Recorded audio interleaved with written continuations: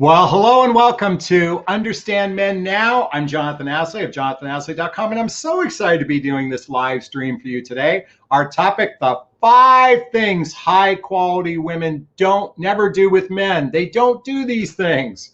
All right, really quickly, if you're new to my YouTube channel, please hit the subscribe button, hit the bell so you can be notified of new content. If at any time during this broadcast or watching the replay, I share something that resonates with you, please hit that like button for me.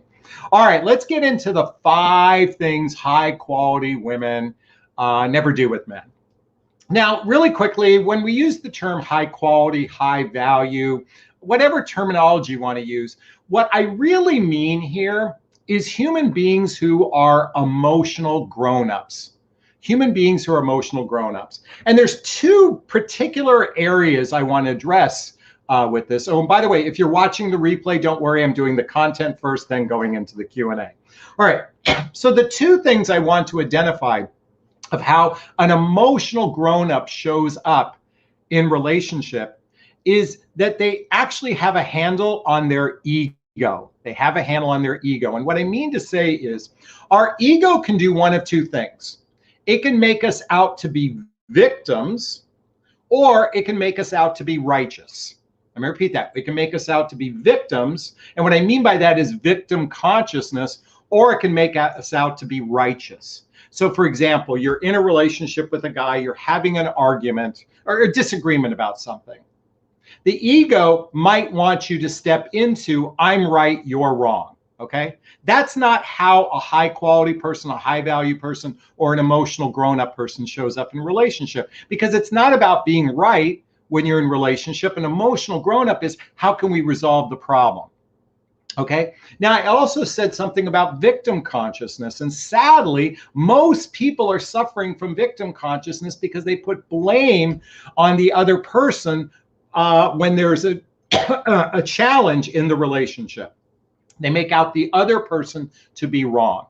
So when I'm talking about a high quality, high value man or woman, I'm talking about a person who knows it's not about being right, it's about resolving, and it's about being in victor consciousness and not victim consciousness. And I'm talking about consciousness, and I'm not talking about someone who is actually victim of something.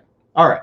So now you might be wondering, well, Jonathon, what are these 5 things that high value, high quality women don't do?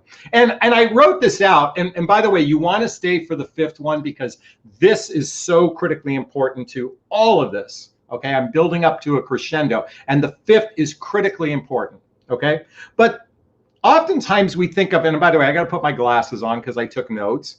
But oftentimes we think of things like, don't be jealous, don't text too much, don't be possessive, don't talk badly about other people, don't be a drama queen, don't be pushing for commitment. All of these things are oftentimes what's shared. In fact, I've done a different video on this, and those were some of the things we talked about. But actually today I want to go deeper. I want to go into the deeper things of what actually can turn off a relationship. In fact, what I'm about to share, the first 4 are not anything that I've made up. It's actually what I've read from a book. And by the way, if you're not familiar with the work of Dr. John and Julie Gottman, I highly recommend checking out the book 8 Dates by Dr. John and Julie Gottman. Why this is so critically important to read this book is that this is these are marriage and family therapists who have studied, I think, 30,000 couples and studied what causes divorces. So when you can understand what causes divorces, you can reverse engineer how to create a successful relationship. So if you want to create a successful relationship in your life, read this book. Read this book. But one of the things that Dr. John and Julie Gottman talk about is the 4 horsemen to the apocalypse, the 4 horsemen to the relationship apocalypse. And I'm going to share those 4, and then we're going to lean into the 5th one. Okay. Now, first is criticism. And this goes back to what I was saying before. Oftentimes when we criticize someone, we're either in our righteous mode or maybe we're in our victim mode. And so the important thing, and I'm just going to read here, criticism. The important thing is to learn the difference between expressing a complaint and criticizing. So for example, a complaint is, I was scared when you were running late and didn't call me. And I thought we had an agreement that we would do that for each other. That's a complaint. A criticism would be sound like this. You never think about your behavior, how your behavior is affecting other people. I don't believe you are that forgetful. You're selfish. You never think of others. That is criticism. And criticism is one of the fundamental pieces that sabotage and ruin a relationship. So a high value person, a high quality person doesn't often lean into criticism. They might share what their frustration is, but they don't do it in a judgmental, shaming way. Is this sinking in? Is this resonating? Please let me know. Hit that like button. Okay, number 2. And this goes back to the idea of righteousness. And that's when you're when you're in a state of contempt for another person, a state of contempt. So contempt goes far beyond criticism. While criticism attacks your partner's character, contempt assumes a position of moral superiority over them, moral superiority. So let me give you an example of contempt, okay? You're tired, cry me a river. I've been with the kids all day long, running around like mad to keep this house going. And all you do when you come home from work is flop down on the sofa like a child and play those idiotic video games. I don't have time to deal with another kid. Could you be any more pathetic? That's showing a level of contempt. And that, first off, a high value person, a high quality person doesn't, we're human beings. We're all going to make mistakes. But if you're consistently in a state of contempt, if you're significantly in a state of righteousness or your state of victim consciousness, you're going to ruin what could be a great relationship. And by the way, ladies, everything I'm saying here goes in reverse. If any guys are doing this, they're not a high quality person, they're emotionally unavailable, they're emotionally stunted, and they probably aren't going to be around very long in the relationship. Okay, number 3 is defensiveness.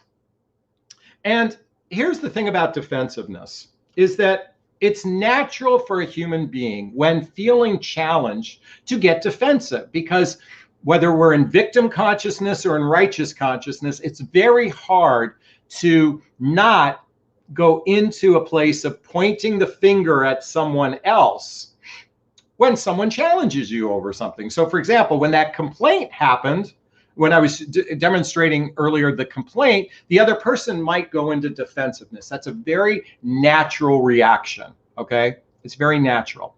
Emotionally mature person, an emotional grown-up, a high-quality person, a high-value person, even if they were defensive, they immediately shift their perspective once the words have come out of their mouth. So it's not uncommon that it comes out.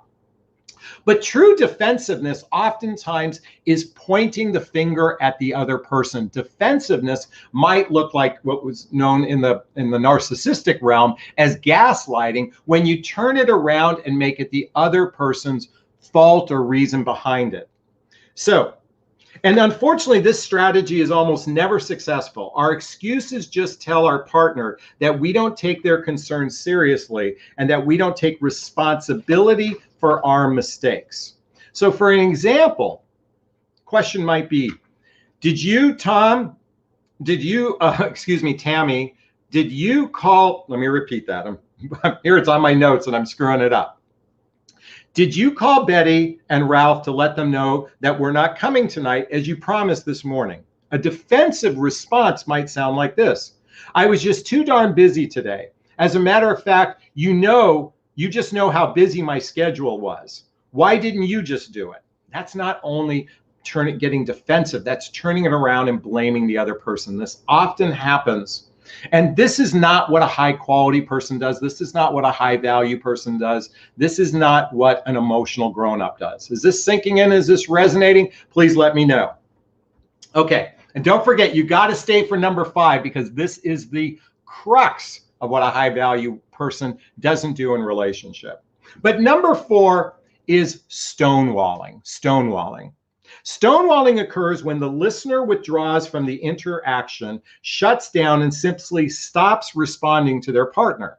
Rather than confronting the issues with their partner, people who stonewall can make evasive maneuvers such as turning it around, turning it the other way, acting busy, or engaging in obsessive or distracting behavior. If you feel like you're stonewalling during a conflict, stop the discussion, ask your partner to take a break, okay? So, for example, this sounds like this in stonewalling. All right, I'm feeling too angry to keep talking about this. Can we please take a break and come back to it a bit later? It'll be easier for me to work this out. So why I'm bringing this up is it's very natural also when feeling confronted that you might need some space. A stonewaller is avoiding it at all costs versus a high value, emotionally mature man or woman says, hey, I need a little break to reassess everything. And then I'm going to lean into this conversation. That's how an emotional grown-up shows up in relationship. Is this sinking in? Is this resonating? Please let me know. Okay, so I said the fifth one is the most important, and by far these four are the four horsemen of the apocalypse, as John and Julie Gottman talk about, that kill relationships. But one thing a high value, high quality woman, man or woman, doesn't do the following. And this is actually from the book, The 4 Agreements. The 4 Agreements. And if you're not familiar with this book, by the way, all the books I recommend are in the description of this video. There's a Jonathon Recommends Books. There's my book listed there. There's my podcast. There's the link to schedule a discovery call with me. And there's a link to my membership program. But why I want to talk about this book in particular, one chapter in particular, and I want to read this to you. So the 4 agreements are the following. Be impeccable with your word. Don't take anything personally. Don't make assumptions. Always do your best. Let me repeat that. Be impeccable with your word. Don't take anything personally. Don't make assumptions, and always do your best. Okay, that's from the book, The 4 Agreements. I'm actually taking the 3rd agreement, which is don't make assumptions. Ladies, and this is only for you. Most women make the assumption, actually, let me backtrack. This is a human thing, but in relationship, women do it a certain way. Most humans make the assumption that everybody thinks like you do. Everybody literally thinks the way you do, operates the way you do, and literally whenever there is a misalignment, it's oftentimes they're making the assumption that the other person operates the way you do. So ladies, this is particularly important in the realm of relationships and commitment. Let me repeat this. This is so hugely important in the area of relationships and commitment. And one of the things you ladies do frequently is you make the assumption that the man is on the same page as you. The man is on the same page as you. And it's because you're not asking really good questions before you get involved with another human being. A lot of people are just doing the following. You like sushi? Me too. You like stand-up paddleboard? Oh my God, I do it every weekend. Do you like the Rolling Stones? I've seen them in concert 5 times. Oh my God, we're so compatible with one another. That's not compatibility. That's simple familiarity. I'm talking about going deeper. And one of the most important questions you can ask a guy, and I made some notes here, centers around commitment. Commitment. And I want to talk about this in a minute, but I really want to lean into commitment because most women actively date because they want a partner in their life. They want commitment in their life, okay? And you're making the assumption that men altruistically want the same things. And yet many of you know that the #1 search term for women is, why are men commitment phobic? Why are men emotionally unavailable? Why do men ghost? Why do they disappear? If that's the #1 search term, then you should operate from the premise that a lot of men operate like this. So maybe before the penis ever gets to go inside the vagina, you might want to ask a lot better questions. In fact, you really want to do this before you ever get too involved with a guy, okay? So for example, you might want to say, Tell me what commitment looks like for you. Describe what a committed relationship looks like for you. Explain to me why you want a committed relationship. I'm going to repeat those. Tell me what a committed relationship looks like for you. Describe what your ideal committed relationship looks like, and explain to me why you want a committed relationship. These are like first grade questions you should be asking before you ever really get too involved. But no, Jonathan, all the other dating coaches tell me that I should just have a good time, focus on having a good time, just be in your feminine energy and just have a good time and just lean back and have a good time because it's all about having a good time.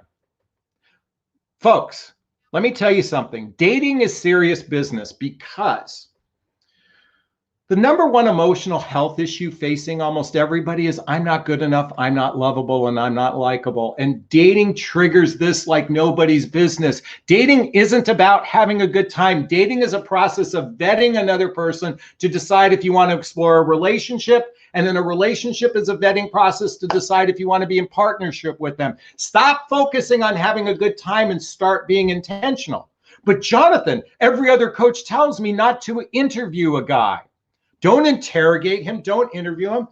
Ladies, that's bullshit. When you want to get a job at a company, the employer interviews you and you're interviewing the employer to see if you're right for each other. That's what the first meeting is. But no, Jonathan, it's supposed to be about having a good time and the guy plans the date and he has to be chivalrous and he just pays for everything because he has to prove his worth to me, blah, blah, blah, because I deserve to be with a high quality guy. That's arrogance. And that's going to set you up for failure. That's why I want you to lean into the recognition. Don't assume people think the way you do. Start operating from the premise of being curious. Ask better questions in the dating process. What does commitment look like for you? Tell me why you want a serious committed relationship. Describe what your ideal relationship looks like on a regular basis. Now, I will tell you, ladies, most men are deer in the headlights. Most men are deer in the headlights. By the way, the cup says world's biggest idiot. But I want to tell you, I was on a podcast called Ignorance is Blessed. Okay, Ignorance is Blessed. So it's all centered around, so the title is World's Biggest Idiot. I love this mug. By the way, no cocktails here today. This is just my crystal light because I have a webinar later tonight. I'm doing a call to my membership group. By the way, I have a fantastic group called Midlife Love Mastery. Check out the link below to my group. This is a group where you can have direct access to me on a regular basis, talking about dating, mating, and relating. And this is an inexpensive way to have direct access to me if you can't afford private coaching. And we're doing a live call tonight where it's Q&A on the phone with me. Check out the link to Jonathan's group called Midlife Love Mastery. By the way, really quickly, is the audio good? Is the video good? Please let me know as well.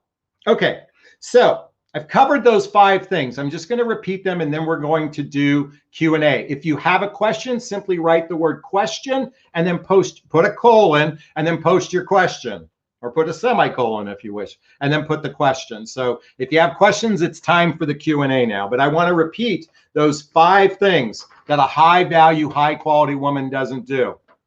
Number 1, she doesn't criticize. Okay. Number 2, she doesn't operate from a place of contempt.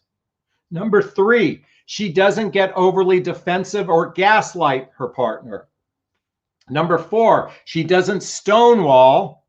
And number 5, she doesn't make assumptions assuming that the guy thinks the way she does. Is this making sense? Is this resonating? Hit that like button. All right, time for Q&A. So look what we've got here. Mary Beth. Question. When is the call tonight? Wasn't in the email audio question. Oh, Mary Beth. Okay, so you're in my membership group. Go to the Facebook page. I listed it there. You have gotten emails, but you just didn't get them. So check your spam and junk folder. Otherwise, I'll reach out to you right after the call. So thanks for that question. All right. Do we have any other questions? Simply write the word question and then post the question. You know, as I'm waiting for questions to come in, I have another thought I've been pondering big time, centered around commitment. Let me just be clear with everybody. Most human beings are very thirsty for connection and sex. Most human beings are thirsty for connection and sex, and to some level, even a step up is companionship. And so if you want to have connection and sex, typically we make a commitment to the other person. That commitment is monogamy and exclusivity.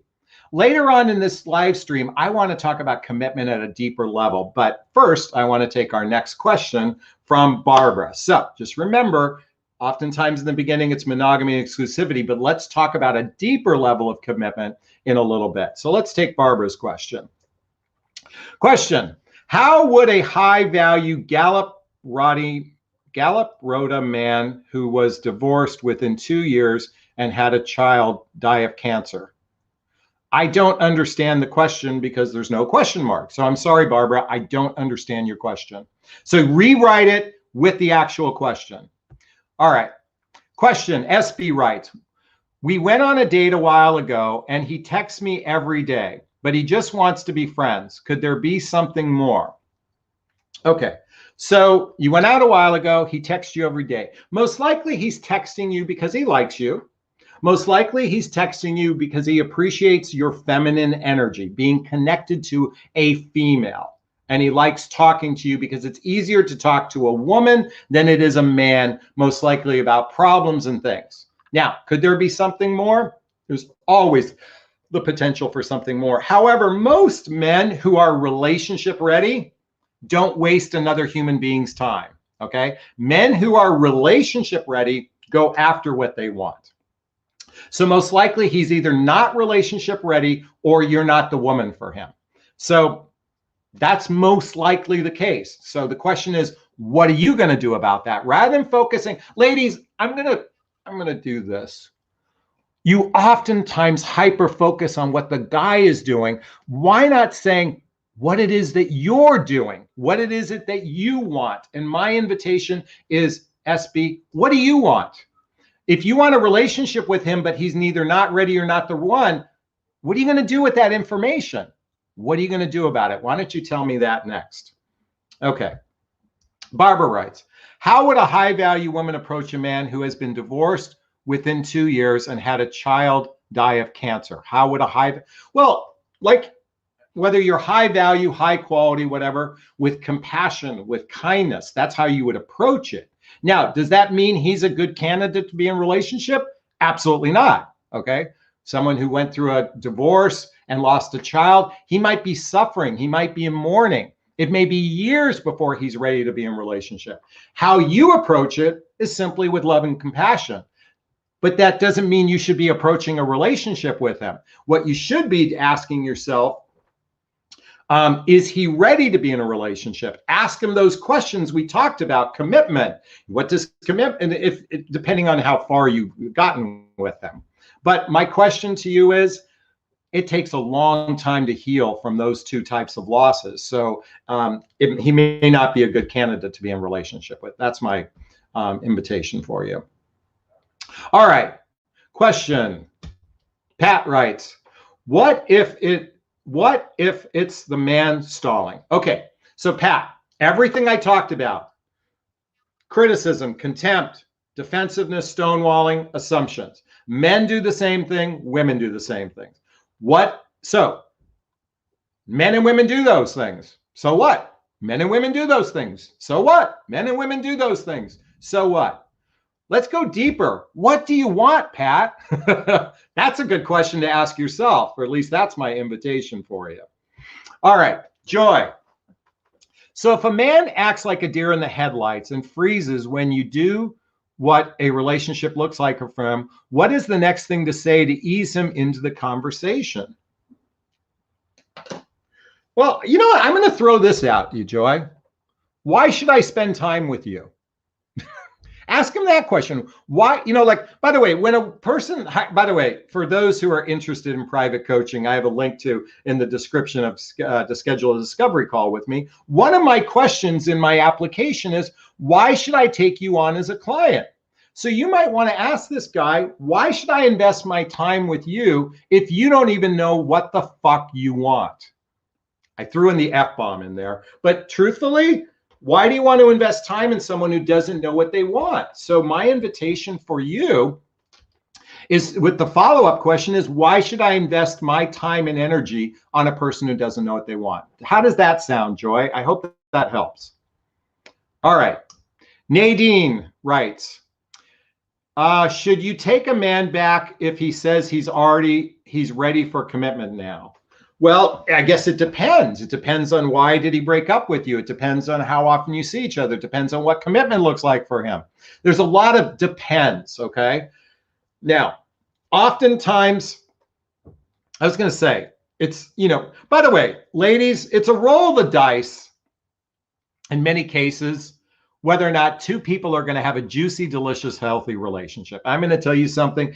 Oftentimes, it's a roll of the dice. Okay, and it's rare that two people so hit it off on the first date, get married and live happily ever after. It's the exception, not the rule. Okay, now taking someone back might be part of your journey. Maybe part of your journey is to learn to love yourself. So you take someone back, they continue with their bad behavior or whatever caused the breakup, and then you have to learn how to love yourself. This is why I'm highly recommend reading my book, What the Heck is Self-Love Anyway, by Jonathon Aslay.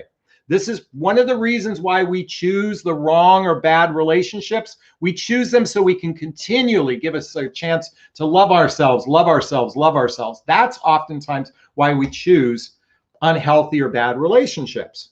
So, you can give it a shot. Give yourself 30 days, 60 days, see what it feels like.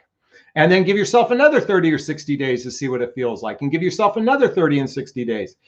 I would evaluate it every 30 days to see if he's actually moving towards something serious or just stringing you along, which a lot of guys do. They'll string you along. Once they've hooked you and then they leave, they've already hooked you. So we men know we can go back to the well because you women make it so easy. When you set a healthy boundary, and it depends on why there was a breakup, depending on why, the thing is to move on. That's what the best thing oftentimes is the case. Is this sinking in? Is this resonating? Please let me know. All right. Pat writes, commitment. We were married 38 years, got divorced. He wanted to try and now don't know what the fuck he wants. What do I do? Have patience or leave. 38-year marriage. This is, my recommendation, go to a therapist, talk about what you guys both want and see if you're on the page. And if during the therapy session, you find that there's some common ground, maybe you can work it out. My recommendation, go see a therapist. And if he says no to a therapist, then he's not serious about a relationship. Go see a therapist, work through your issues, and then see if there's actually room for this relationship to work out. That's my recommendation, Pat. Smile silly. Question. His actions and words shows he likes me a lot. When I confronted him, he said, I don't have feelings. I only care about, he said, I don't have feelings. I only care about you. What does this mean? His actions and words shows me he likes me a lot. He said, I don't have feelings. I only care about you. I'm sorry, Smile Silly. You just contradicted yourself. I don't have feelings. I only care about you. I care about you is a feeling. So I don't understand what he meant was I don't have feelings. Now, if he says, I don't have feelings for you, I only care about you, that is very similar to the difference between I love you and I'm in love with you. I love you simply means I care about you. I'm in love with you means I'm here. You matter. We are important. I've got your back. I'm not going anywhere, and I only want you. Many men and women care for other people, but it doesn't mean that they actually love them or want to go the distance with them. Love them and want to go the distance with them. So I hope that helps. All right, Carrie writes, he asked me to be exclusive girlfriend within 1 week. All right, Carrie. I've done the same thing. When I'm smitten by a woman, we men are territorial. It is not uncommon, and it is not, narcissistic behavior. It doesn't mean anything when a guy wants exclusivity. We're territorial. We want to, if we really, really like you, we don't want you dating anyone else. So we will ask for exclusivity rather early. If that's a turnoff for you, that's an issue for you, because quite frankly, I think, when a guy is enthusiastic, that's a great place to be. Now, you don't have to agree to exclusivity, but here's my feeling. I only date one person at a time. If I like someone, I only date one person at a time. If the woman is dating multiple people and I like her, I drop her like a bad hat. Because if she doesn't see the value in me, and I do think, hey, look, I'm a little bit righteous. I'm a little bit, I have a little bit of attitude. But if someone doesn't see the value in me and they feel the need to date multiple people, that's not my woman. For me, anyway. Now, I'm talking about what if we've gone out on 3 dates and she still feels the need to go out with other people and she tells me that, I say, wish her well. And by the way, I've done this. Wish them well. Good luck on your life. That's what I do. Because I only believe in dating one person at a time. If I like a person, I'm willing to invest 3 weeks of my life. Look at how many weeks. Let's see. There's 52 weeks in a year. I've got, let's see, 52 times 10, 500 times 52 times 10. So 2,500 weeks I've lived in my life. If I can't invest 3 weeks to see if there's a possibility with someone, because that's all you need is about 3 to 4 weeks to see, I'm willing to take myself off the market to give someone a little bit of time. And I would hope that a woman would do the same for me. That's just how I operate. All right. I hope that helps, Carrie. All right, what else do we have here? John, I have to go look if you replied to my comment, but how do you co-parent with a toxic person? He just called me names and I told him no more. Bye. What do I do? You know what? I'm a believer that if 2 people are toxic to one another, then it's best to remove, and you have children. I'm a believer that as much as many people believe stay married for children, if it's toxic, I think that bleeds over for children. So I'm not a big proponent of staying in unhealthy, toxic relationships. Okay. If that's I think what's best is go see a therapist, try to find a way to co-parent, and go enjoy your life. Because guess what? We only get one shot on this third rock from the sun. And when I say one shot, I mean, I'm a believer that we come back and do this over and over again, but you have this one shot. You know what? Make the best out of your life and don't be with people that are toxic in your life. And even if you have children, find a way to either heal, find a way to love and be compassionate, but most of all, find a way to love and be compassionate on yourself and set a boundary. It'll be better for the children in the long run. At least that's my perspective anyway. I hope that helped. All right.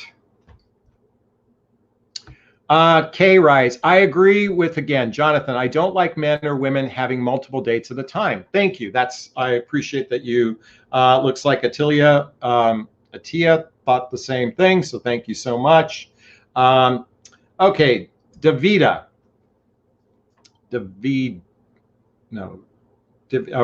I'm terrible at names. Everyone, please forgive me. I'm terrible at pronouncing names. Okay, question. We were talking for a month. We were great, very in sync. Then he disappeared, ghosted me. It's been almost 2 weeks. Is there any hope? I really like him. Okay. Well, my first question is, when you say he ghosted you, did you try to follow up with him? Did you say, hey, I'm checking in. How's it going? I'm looking, hey, do we have plans? Do we want to get together? Have you asked him out on a date? Have you checked in with him? Because if you haven't checked in with him, what's the possibility he's sitting at home going, God, she fucking ghosted me. I can't believe she hasn't called me. Ladies, if you haven't made any effort, it's not ghosting. It's only ghosting is if you make effort and then he goes silent on you. That is true ghosting. And if he does that, actions speak louder than words. Action speaks louder than words. And my opinion is choose people who are emotional grown-ups. Remember what I said about emotional grown-ups? They're not righteous. They're not victims. And they follow the 4 agreements. Read this book. I hope that helps. I hope that answers your question, by the way. All right. Do we have any other questions? Leanne writes, I was friends with benefits relationship for 2 years with the man. He ghosted me twice. I'm sorry that happened. All right, Jessica writes, what is the best way to tell a new ex that you no longer want to communicate with them? I have known this man for over a year. We decided to be exclusive a little over 2 years ago. I broke it off. Well, you can just simply, you can send a message, you can send a text message, you can send an email. Hey, I just want to let you know that I'm no longer going to engage in communication with you. I want to wish you all your best on your life and your journey, and may your kids and family be safe and healthy. All my best. Send the message, then block the person on your phone. If you're block the person on your social media, block the person in your life so you don't feel tempted to go back and look over their stuff. Okay, that's my invitation for you, Jessica. I hope that helps. All right, let's see what else we have. Taylor writes, thank you for that as well. I really helped me, and that was even my question. Okay, thanks. I'm happy to hear that. All right, Sarah writes, question, ended things with a guy that told me he wasn't over his ex-wife. He was toxic with me. He's contacted a dozen times over the past year wanting to meet up, but I keep saying no. Am I right? All right. I'm almost sad that you have to ask me that. And I say this because you don't need me to validate your decision.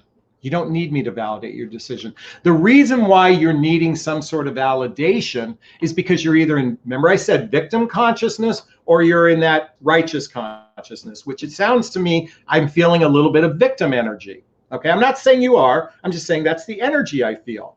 So if someone was toxic towards you and wasn't the right relationship and you ended, that is the right thing for you to do. By the way, let me just say this quickly for everybody. There is no such thing as right or wrong, okay? There's no such thing as right or wrong.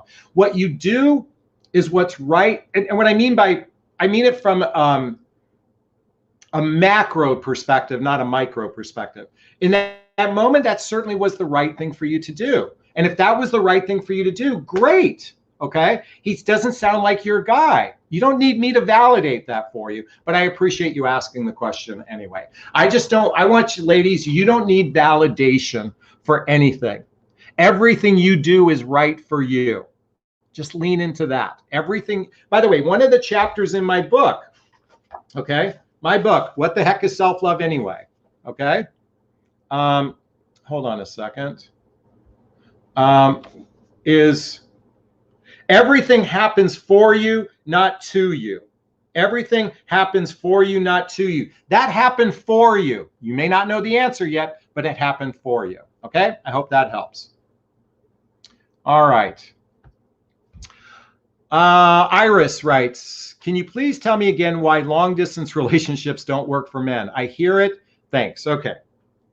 So we men don't bond over the telephone. We don't bond over the telephone. We bond through experiences, both physical experience, which includes fucking our brains out with our partner. That's one physical experience. Doing social activities, hobbies, going out with family and friends. That's how we bond with another human being. Now, we do bond sexually a little bit, but very little. Women, you bond like there's nobody's business once you've had sex with a guy. So here's the thing about long distance. You could be talking on the phone, and you're thinking, oh, he's bonding with you. He's about bonding this much with you over the telephone. A relationship requires being face-to-face. It takes about 100 hours of face-to-face time just to get to a face-to-face time. And that's not a weekend where that doesn't include sleep. I'm talking about 100 hours of a variety of different activities over at least a 10-date period of time, 10 different activities before we get to the first layer of bonding with another human being. That's the minimum it takes. So here's what happens with long distance. You're talking, and he's excited because when he sees you, he's guaranteed to fuck you. I'm going to say this, with long distance, every single first meeting turns into sex. So then we've just had sex with you, okay? Now we like you, And we might come back. It depends on how long distance. Okay, let me differentiate between 30 miles, 300 miles, and 3,000 miles. I'm talking about where it's going to take quite a bit of effort to get together. So we might come back to the well every once in a while, but if you're not physically doing shared activities, hobbies, mutual interests, he's not bonding with you. So all that, after you just had sex with him and all those phone calls, you're feeling, oh my God, I'm so into him, I'm so in love with them. He's not in love with you. That's not how humans bond. Only children bond over the telephone. That's what little Gen Zs do. You know, that's what Gen Zs do. You're an adult. Adults don't bond that way. And if you want to learn how to be an adult, buy this book, How to Be an Adult in Relationship. Great book to buy. All right, I hope I answered your question, Iris. Vanessa writes, he did mention sex, but respectively, I don't know what that is. Any rules for sex on long distance relationship? I usually wait, but we'll be talking for over a month. Again, I highly doubt when you meet a guy for the first time on a long distance, especially if you've been talking a month, that you aren't going to have sex together. It's going to happen. We don't fly, we don't travel, we don't drive. You know, we don't invest a month of time if we don't think we're going to get laid. And so that's what happens. And everybody says, oh, we're not going to have sex on the first date. It happens so you spend a weekend together. It's going to happen before he leaves. I can promise you. And if he doesn't, I highly doubt he'll ever come back again. Okay. This is the dilemma with long distance. I'm not saying it's right. I'm just telling you what happens. Okay. All right. Question. Jessica says, thank you. So simple, so straightforward. I love your approach. Thank you. Leanne writes, I was in a friends with benefits situation for 2 years. He ghosted me twice. I'm on a different level of maturity than he is. Question. If he comes back, what should I say? My gut says blow him off. I deserve better. You just answered your question. That's what you say. You don't need me to tell you that. You already had the answer. Okay. I don't think I would say it that way. I just say, hey, thank you. I'm not feeling like I want to engage in this. I want to wish you all the best on your journey in your life, your family and your friends. And I'm going to discontinue communicating with you. That's how I would respond. Rosie writes, boyfriend I'm with is scared of love and he wants me but has fears. I'm working on myself also because of my anxiety. Is this a relationship that can work out? So actually, two wounded people can actually make it work out. I highly recommend buying this book, 8 Dates by Dr. John and Julie Gottman, and reading the book together. Read the book together, because this would be a great start for helping you decide if this is the right relationship to move forward in. Does that help? I hope so. All right. So you know what? I'm gonna share a thought I have with you. I'm not going to be taking any more questions. Okay. I want to share a thought I have with you all, and this centers around commitment. And this is critically important. Do me a favor. Here, hold on a second. Bear with me 1 second. Okay. This centers around commitment. Okay. And that is, the first layer of commitment in dating is monogamy and exclusivity. That's really the first layer of commitment. It's agreeing that you're going to be monogamous with one another and you're not going to date other people. So what's the next layer of commitment? Well, think about it from this perspective. The ultimate commitment is, I want to take care of you. I want to take care of you. Think about the wedding vows. For rich or for poor, through sickness and health, you know, better or worse, till death do us part. It says, I want to take care of you. Ladies, a lot of you are in relationship with men that don't want to take care of you. Maybe it's because of financial reasons. Maybe it's because of emotional reasons. Maybe there's a fear that he has, like what the previous person wrote about. Maybe there's an insecurity. Whatever it is, ultimately you have to get down to the bottom line of what does commitment look like for you. Describe what commitment looks like for you. First, ladies, do it for yourself, and then ask men these questions, because the bottom line, ultimately, once you get past monogamy and exclusivity, is are you investing in this person? Are they investing in you? Are you investing in them from the perspective of, hey, I want to go the distance? And the ultimate distance is, I'm willing to take care of you. And a lot of humans aren't prepared for that. This is one of the reasons why my private coaching program, I teach you how to vet for emotional maturity. I teach you how to vet for men who are ready for serious commitment versus the ones who just want connection and sex, who are incapable of going the distance. So if you need help with that, check out the link to a free discovery call with me to see if working with a coach is right for you. It's in the description below. Schedule a free discovery call. You know, there's so much I can talk about tonight, but today I'm going to keep it a little bit shorter than normal. I just want to say this. Dating is a fucking pain in the ass. There's no doubt about it. It's because humans are rather naive to what relationships all about. So when I talk about all of these books that I bring up again and again and again, it's because I want to help you help yourself. I'm going to repeat that. I want you to help yourself. This is why reading the books, and by the way, I've been getting so many emails from so many of you telling me, Jonathan, my boyfriend and I are reading the book 8 Dates. Jonathan, my boyfriend and I are reading Attached. Jonathan, my boyfriend and I are reading your book, What the Heck is Self-Love Anyway? I love hearing that because there are men who are capable of going deeper.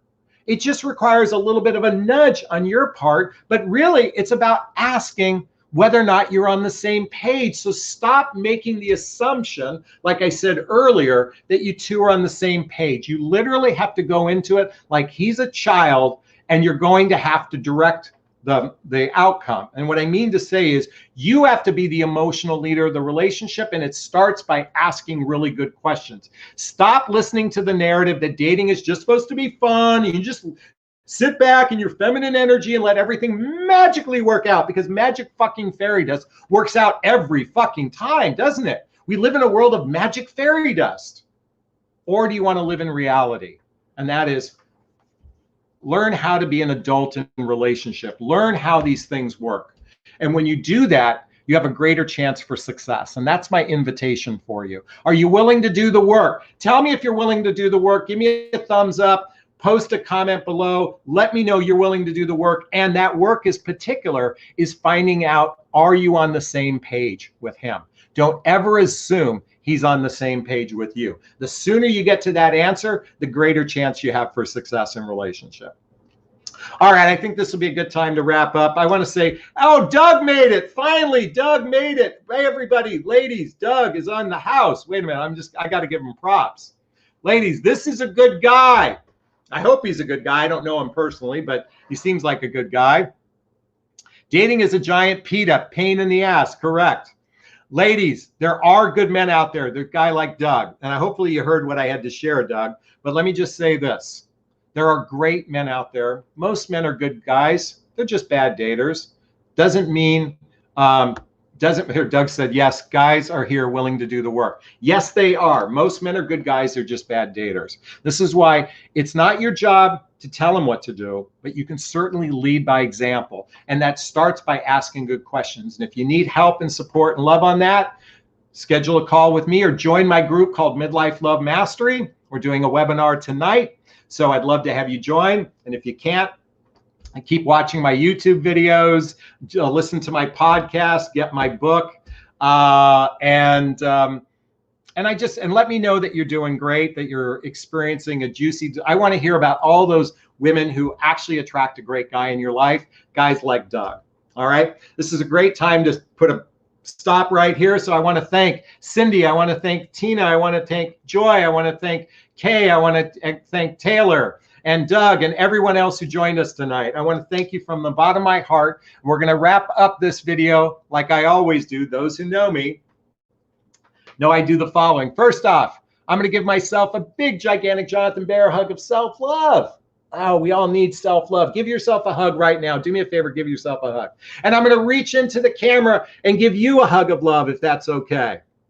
I'm going to ask you to turn to someone or a pet or a teddy bear or a pillow and give it or them a hug of love, because hugs are a great source of love. And let's face it, we could all use more love in our lives. I want to thank you so much and wishing you a super duper wonderful day. Bye-bye now.